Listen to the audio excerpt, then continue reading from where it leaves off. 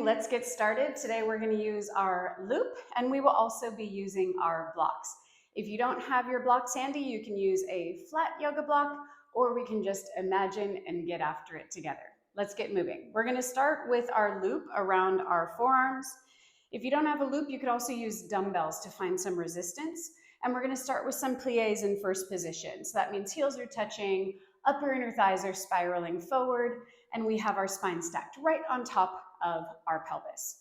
From here, find some resistance in the loops or send some energy out, but stay in line with your shoulders with your dumbbells. Here we go. We're going to exhale, softening the knees before our height changes, and then inhale, zip up those inner thighs. So give less energy to the knees and more to the thigh bones, swiveling out just a little, and then lengthening back up. So you can see it's a very small range of movement, but you can probably see on your end that there's some space opening between the legs because the knees bend, but the height doesn't change. I'm going to show you from the profile. And we're also not tipping the torso forward. Just a few more like this. And I've got lots and lots of activation via the middle back and the shoulders and the biceps. If you send your elbows dripping down, you'll find activation through the triceps and more under your shoulder blades as well. Let's hold this next one with a tiny bend, keeping your torso upright. We're going to soften the knees and crease at the hips and broaden the sitting bones so we now do change our height and get lower. And then we're going to keep the heels glued together as we peel them up and off the ground. Keep them glued together as you imprint them strongly back down to the ground. If you want extra effort through the shoulders, you can bring the arms into a bicep curl position. It's getting spicy really fast with the resistance of the loop. Finding your shoulder blades melting down and around your ribs. Notice we never talk about plugging them into your back pockets because that is nearly not as effective and simply not what is happening biomechanically. They're actually gliding forward more towards your underarms rather than down towards your booty. All right, here we go. Hold the heels up. Whether you have the loop or the dumbbells, try a shoulder hinge. So it's going to look like this. Woo, really send energy out on that loop. It should feel like it's lighting up through the shoulders, broad collarbones. Thinking about the inner thighs spiraling forward. We're sending the shoulder blades down and back. We have lots of energy through the heels. Head is right on top of the spine. Here we go for 2. We're going to stand on the blocks. Hold the arms in a spot that challenges you. Maybe get a little lower in your plie. Holding for 5. Pubic bone up and in 4. Head is bobbling right on top of your spine for 2. Heels come down. Inner thighs zip all the way up. And then we bring the arms down. All right, if you have your blocks, they're going to go about 1 inch apart. They should be relatively close. If you are on the mat, you're just going to imagine a lift, or you can always place the wundacore underneath your arches. So we have lots of options to activate the arches. I'm taking the loop behind me, still on my wrists, but it is behind my body now. We're going to go into long arms. My palms are facing back. Again, this can be done with dumbbells if you don't have a loop handy. Reach the arms long. Think about the elbows absorbing up into your triceps. Think about your heart melting down towards your low back. And then we're going to go into a squat. So now on this side, or this version, we are bowing forward as the hips and the knees bend. And then inhale as you lift. So it should feel like a pretty sincere connection to the arches. So either get your wundacore under there. Heck, you could even roll up like a towel or a scarf or a sweater or something and just feel the intention and the lift under your arches, because that's how we are going to find the core and the hip connection and really find effort from the ground all the way up. If you are on your blocks, make sure you're centered right on top of them with parallel feet, and you should feel an opening sensation under your feet. That's how we are opening space, not only to activate arches, but also to help us with plantar fasciitis, with bunions, shin splints. All of those things are connected to our feet being jammed into shoes, potentially arches collapsing, and just overall tightness on the soles of our feet. So that's what we're using the blocks for in this orientation. Let's hold our squat down. Should you kind of forget about the loop or the dumbbells, make sure the arms are still reaching super long with soft energy out, and we're going to reach the arms longer and float them up a little bit. Longer and float them up. It's not about height. Notice how small this range of movement is. As we do that, can you invite the thigh bones deeper into your pelvis, and you'll feel your sitting bones broaden a little bit more. Try to find equal weight on the front part of the foot and through the heel. Last 3. You've got 2. Hold the last one, 5. Get a little bit lower, 4, 3, 2. With intention, slowly open the front side of your hip crease. Slowly lift, reach, full extension. Don't be afraid to fully extend your joints.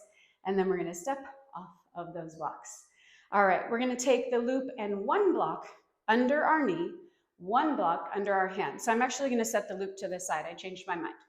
Here's what we're going to do. We're going to use our right shoulder and our left hip, and they're going to be besties. Balance challenge is to flip your block with the curved side down. It's going to go under the center of your left knee.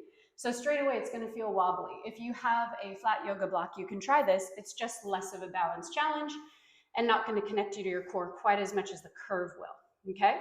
Now I've got my right hand so that the wrist is relatively open. It's on the front side of that curve, so the whole palm activates over the block.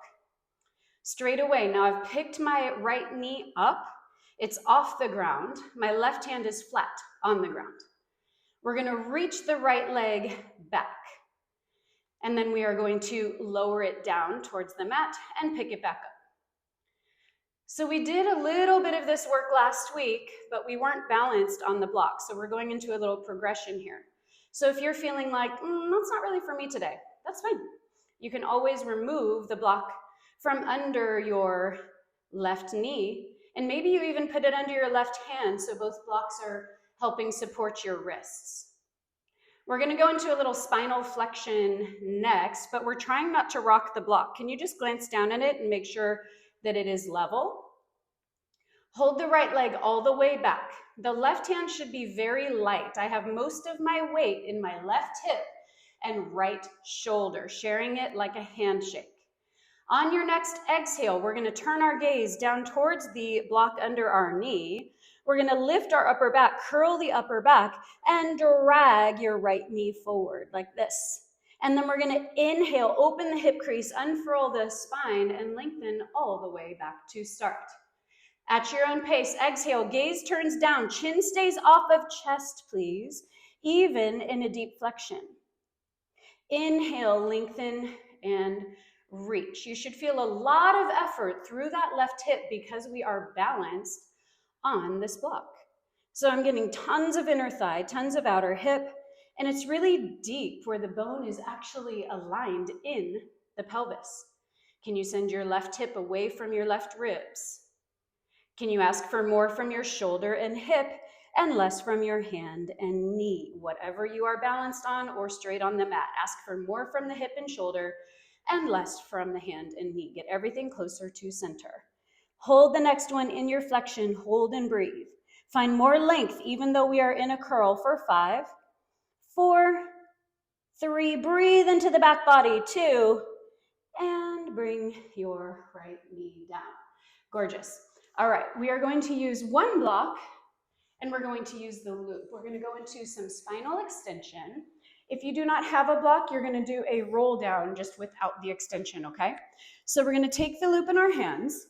We're going to position the curve of the block right below your shoulder blades, just the teeniest, tiniest bit.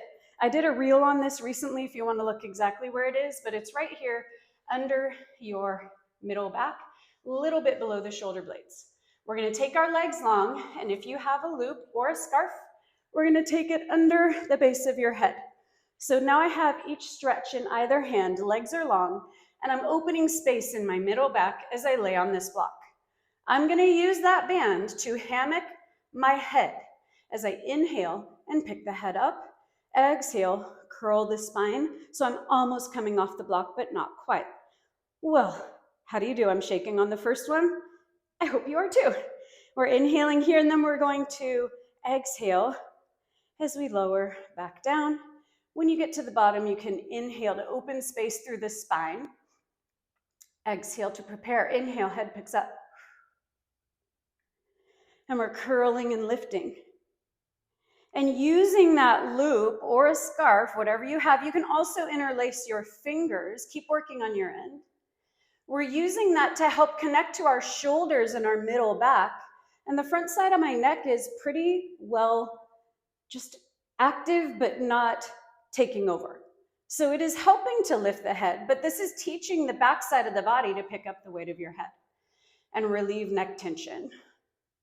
Go ahead and hold the next one where you've almost left the block. Right leg comes into tabletop, and we're gonna rotate the left ribs. Extra challenge, left leg comes off the mat, but it's still long. Rotate the ribs, shoulder and head. That's an exhale. Inhale, bring it back. Come up a little bit higher off the block. Rotate. And bring it back. 2 more like this. Rotate. Woo. And bring it back. Come through center, switch sides. Left leg goes long, right leg, or left leg goes tabletop, right leg goes long. Rotate. And bring it back. Extra challenge, the right leg is hovered off the mat. Try not to sink into the block. If it is below you, come away from it. It's still there, it's still touching, but we're not chilling. Lots of energy, weight of the head into the loop. 2 more, guys, 2 more on this side. Last one. Bring it back through center, tabletop out, both legs, hold. 5, 4, 3, 2, legs come down, spine comes down, head comes down. Take 1 breath here, opening up your middle back. This is an area I constantly see people not mobile. And then we're going to use our hands and elbows to come up. So that area of our spine is a really sticky area. So we're setting up for the other side, bird dog, while I talk to you about the upper spine. So often I see clients taking, when I ask for middle back movement, they move through their hips and their pelvis, and this part is really stuck, and maybe their neck. So that's an important way for us to continue training mobility and health in our spine. So we're going to get our right knee stacked right in the center of the block. It should feel wobbly straight away. Left hand goes on the curve, and right hand comes down. Very lightweight in the right hand because I have the left hand on the block. Woo. Oh, this is wobbly, looking straight down. And you can glance at the right knee, make sure it is pretty close to under your right hip, and that the block hasn't tipped side to side or front to back. It should be centered like you're right on the top of that curve, okay? Here we go. We are going to lower and raise first. So we're finding, remember, that handshake or the energy between the left shoulder and the right hip, and trying to take the focus out of the hand and the knee. This block allows me to have literally 0 wrist strain because I'm sharing the work. I'm just going to adjust my alignment a little bit. I'm sharing the work with the entire palm of my hand. So position your left hand where the entire palm is touching the curve of the block. And that's going to take the effort deep into the shoulder and the middle back and the core rather than just loading into that tiny wrist joint or the heel of your hand. Hold the leg out. We're going to go into spinal flexion. We're turning our gaze down. And then we're going to round the upper back, kind of opposite of what we just did over the block. Then the pelvis melts under as we curl. And then we're going to inhale as we lengthen, reach, and fully extend back into our bird dog. And then we're going to turn the gaze down. Keep your chin off of chest the whole time. Round your upper back. Then the low back and the pelvis react to drag the leg in. And as you go into that curl, just check your block and make sure that you're not rocking and tipping side to side. It's going to wobble. And when I first started using these, and even still, it hasn't been all that long, I feel a really delicious soreness the next day because it is such a deep connection to the entire hip and the entire core, but I feel a deeper soreness and connection into the hip all the way up to where the femur is inside of the hip socket. We're going to hold the last one with a nice deep curl. Hold and breathe for 5. Lifting and rounding your upper back. 4, 3, 2, and go ahead and bring your knee down. Okay, we're gonna go into a little more work on our knees, and I'm gonna challenge you. The option is to go like this with your blocks. They're gonna be touching together. You might want a chair nearby or a wall nearby for balance. I'm gonna keep one nearby for me. But the blocks are like glued together, okay? And then we're gonna take our knees onto the blocks, one at a time. Adjust as needed to get them nice and parallel. And you're right on the center of the blocks, and it should feel pretty wobbly straight away, okay? You can keep your tops of feet down behind you, and that's gonna give you a little balance support, or you can always use a wall or a chair nearby, okay? We're gonna hold the loop on our left wrist, and then I have it on my right hand around like the actual palm. So it looks like this from the front, okay? And we're gonna hold this kneeling position. The left arm stays about a 90-degree bend, and then the right arm elongates. Inhale, right arm elongates, and exhale, bring it back. Inhale, right arm elongates, and exhale, bring it back. So lots of effort through the shoulder, through the middle back, the waistline, and then I would love to see a full extension, even if you're doing this with a dumbbell, or maybe you're holding a long resistance band in your left hand and right hand, but just match this to the best of your ability. And then what would happen if we hover the left foot? See how your balance goes. So right now I have the left foot hovered, but the right foot is still touching down. Inhale as the right arm goes long. Whew. Lots of stability through the waistline and the core. Hold the right arm as long as you can, hold, and then what would happen if we picked up both feet off the ground? Okay, now we are really rocking and rolling. And if you have it in you, you can either hold or you can continue with that arm extension. Here we go for 3. If you're on top of those wobbly blocks, then you're really having to fight for the hips and the core to work together with the inner thighs to keep you upright. Hold it long, 5, 4, 3, 2, and bring it in. Hold and breathe. We're gonna go down into a little squat, a baby squat. Exhale, lower down. Inhale, pick it up. So I set my feet back down as I got started in this. The blocks are gonna wobble a little bit because we're sending our weight back. But let's see if you can do a few of these with both feet picked up, or maybe you try one at a time. So we can do one at a time like this, find energy on the loop, or find effort through the dumbbells, maybe pick them up higher if you have dumbbells instead, or just send energy outbound on the loop, how we started our workout. I'm gonna make my squats a little bit tinier, and I'm gonna have both feet up. Whew. That's no joke, that balance challenge. Inhale, pick it up, and exhale, crease down and back. Inhale, pick it up, hold and breathe. 5, 4, 3, 2, both feet down. Let's take the other side. Right hand stays in a 90-ish degree bend. Left arm reaches long. So now I have both feet down again. To help me with balance, try to make sure your pelvis is neutral, hip bone shining straight forward. Ribs are stacked right on top of the pelvis, shoulders stacked, and your head. Keep your head right on top of your spine. Inhale, left arm goes long. Exhale, bring it back. Lots of stabilization happening through the hips and the core. If you'd like to, we can hover the right foot. See what you see. And then on this next one, we're going to hold the left arm long, hold. Maybe you hover both feet, see what you see.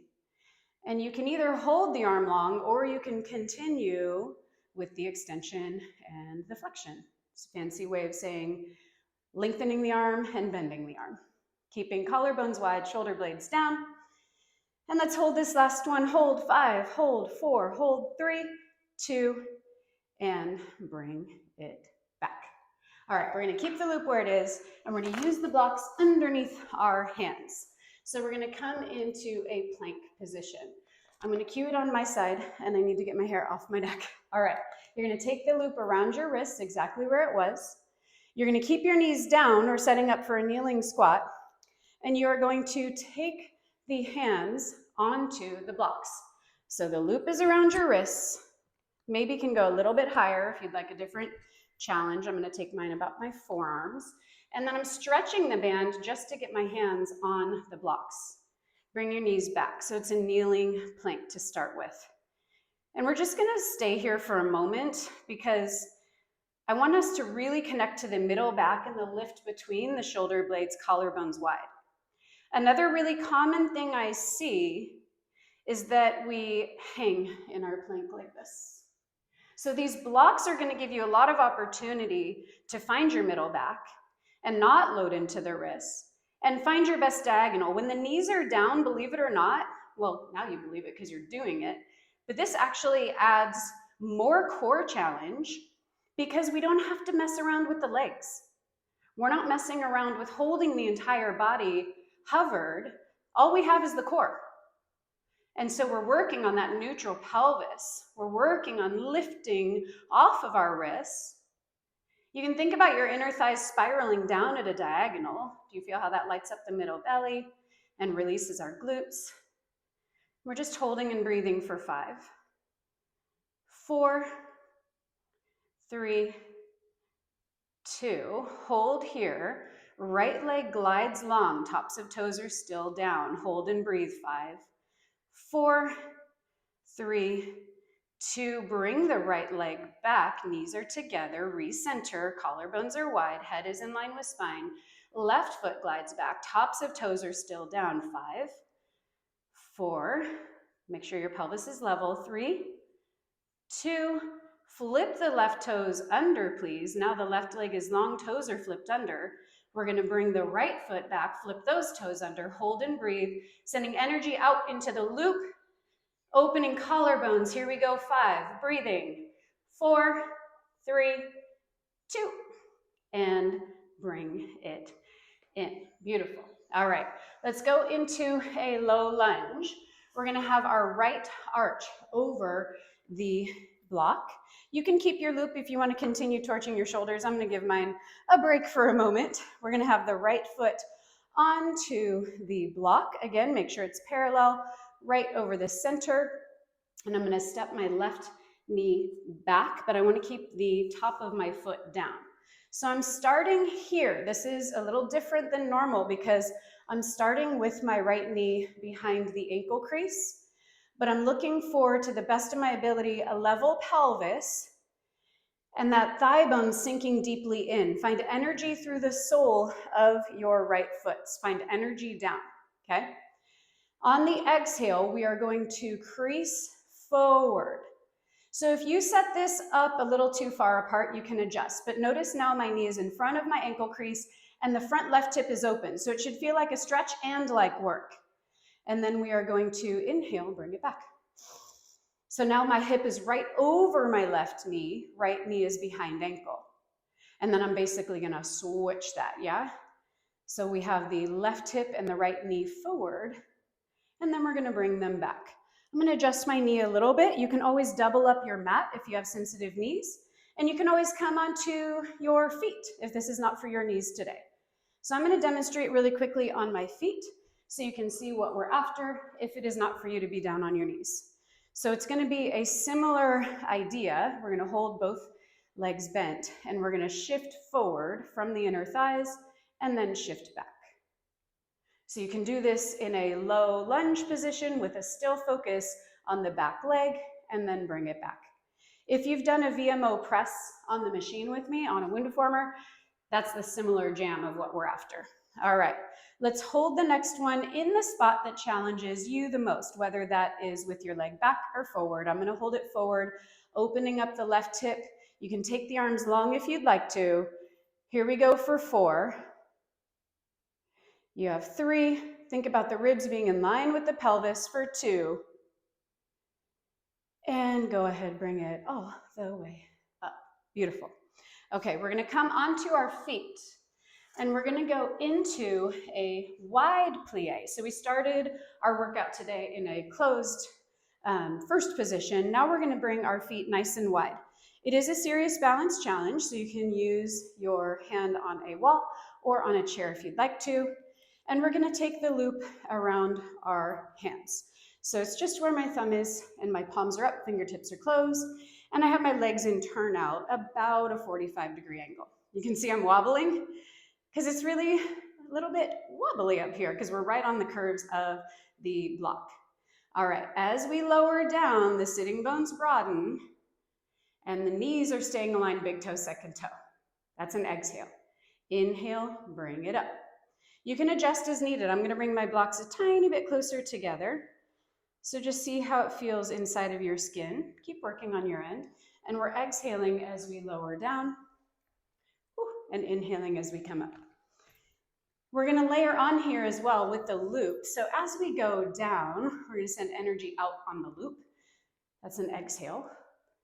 And then inhale, bring it back to start, but no slack on the loop. And we're not just popping all the way up because I said to extend your joints fully. We're thinking about the inner thighs absorbing up and in, rather than just thinking about straightening the shape of our leg. Exhale down and inhale, bring it up. Everyone, whether you're on a block or not, please imagine the forward part of the foot and the heel having the same amount of weight. Find that in your skin. And then imagine your arch doming as if you did have a block underneath your feet. Exhale down and inhale up. We're gonna go for 3 more like this. Maybe we start increasing our range of movement and go a little lower into that plie. Inhale, bring it up. How low can you go, keeping your alignment, knee aligning big toe, second toe, and your pelvis staying right underneath your spine with a long low back. Let's go ahead and hold this next one. Hold and breathe. Nice and low, lots of energy outbound on your loop. Find equal weight, front of the foot, back of the foot. Find the arches lifting for 5, 4, 3, 2, inhale, bring it all the way up. All right, we're gonna go into that low lunge on the other side. We'll need 1 block. You can use your loop or a dumbbell if you'd like to. I'm gonna keep empty hands on my end.